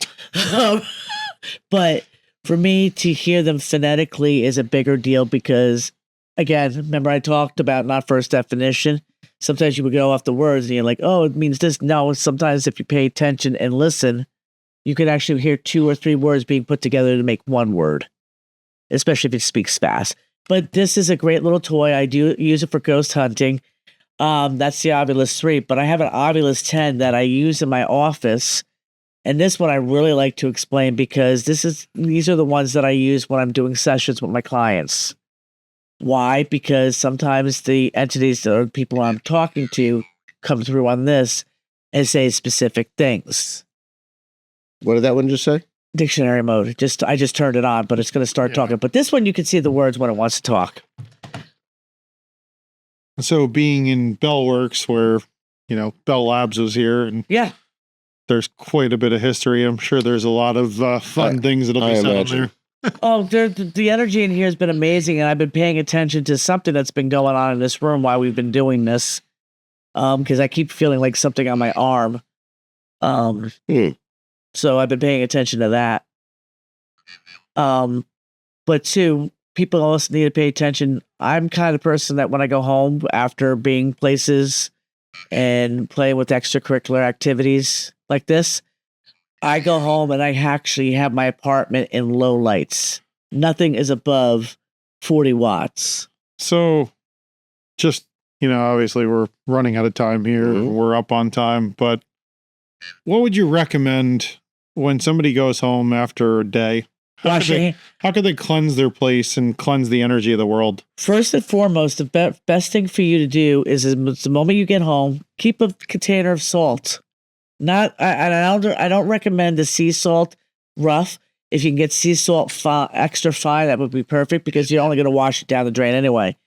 But take a little pile in your hand, about 2 to 3 tablespoons in your hands, and put a couple drops of water.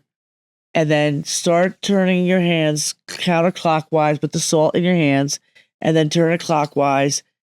Wet your hands a little bit more, and then start washing your hands. The moment you wash your hands with salt, every single thing that you have touched that day, especially if you're at work or in places that have too many people, that will remove everything. Also, another recommendation is I always tell people, please keep a little dish of salt by your front door or your back door, whichever door you walk in. Because you can also just touch the bowl of salt and automatically it's going to drain off. I highly recommend you have black tourmaline and amethyst raw in your homes. The black tourmaline should be by both your doors and your windows. And the amethyst should be like in the center of the home. Because that will create a very nice environment that feels protective and nurturing. It keeps all the negative energies out. You can also do salt lines underneath your front doormat and your back doormats and replace them every time it rains. Anybody can do this, and it's all basically simple things. You can get some holy water. You can get some Botanica holy water. You can go get some Juju type holy water, or you can make your own where you I do it with regular bottle spring water, not tap water. And you put it in a bottle, you put 2 tablespoons of sea salt in there and you put it out in moon. It's like moon water, but you're making holy water. And then what about jewelry? Okay. Jewelry, when you get home, should be put in the freezer for 20 minutes. All jewelry or certain types of jewelry? Anything that's diamond-oriented, crystal-oriented. I even recommend if you wear the energy bracelets or the different types of bracelets and you're around a lot of people, 20 minutes in the freezer. Why? Because that breaks anybody else's psychic ties. That even if they were in your aura, in your personal space. And I also tell people, this is what I love, the moment you put them back on, those bands will reset to you, not to the outside energy. Okay. But couldn't you just use cold water? I mean, No. I've heard- No. It's got to be freezer. 20 minutes in the freezer. It breaks all psychic ties. What about if putting him in a bowl of selenite? Bowl of selenite will work if you Mhm. can't do the freezer. But ultimately, the perfect thing is freezer. Oh, also, if you get yourself a little wad of selenite, keep it by your door when you come in and just wad yourself. And then you put your selenite in the freezer. Just wad yourself. Wad yourself. Go but what I'm telling you, go downwards when you wad yourself. It's like, oh, what's that beeping? Beep, beep, beep, boop, beep, boop. All right, put your shoes on the conveyor belt. Well, it's been a pleasure having you on the show. Pleasure, really guys. appreciate everything. Is there anything you want to say before we wrap up? I know you had some other notes on stuff. No, I Anything pretty else much you said wanna- anything. But if anybody's interested in reaching out to me, Yeah. my name is Dorothy. I'm the owner of the Soul's Inspiration. Adam Morristown. Out of Morristown. New Jersey. We'll link your information in Yeah. the description. And Absolutely. if you have, if you're in this area, New York, New Jersey, Connecticut, Pennsylvania, we also do paranormal investigations. Yes, we do.